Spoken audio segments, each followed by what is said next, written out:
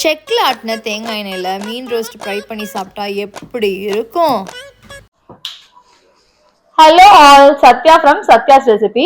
இன்னைக்கு சத்யாஸ் ரெசிபியோட 65 மசாலாவை வச்சு எப்படி ஃபிஷ் ஃப்ரை பண்றதுன்னு பார்த்துடலாமா?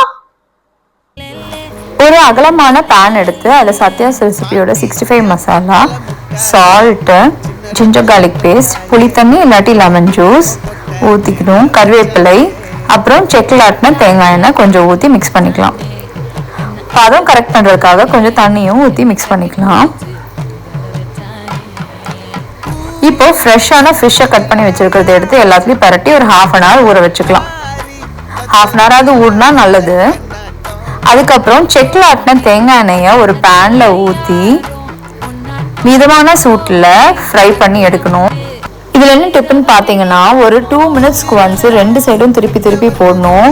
அப்போ தான் ஈவனாக வேகும். ஸோ உள்ளே சாஃப்டாகவும் வெளியே கிறிஸ்பியாகவும் கிடைக்கும்.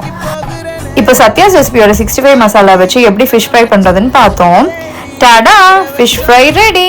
இன்னும் ஏன் வெயிட் பண்ணிட்டு இருக்கீங்க? சீக்கிரமாக போய் சத்யாஸ் ரெசிபியோட 65 மசாலா வாங்கி ட்ரை பண்ணி என்ஜாய் பண்ணுங்க.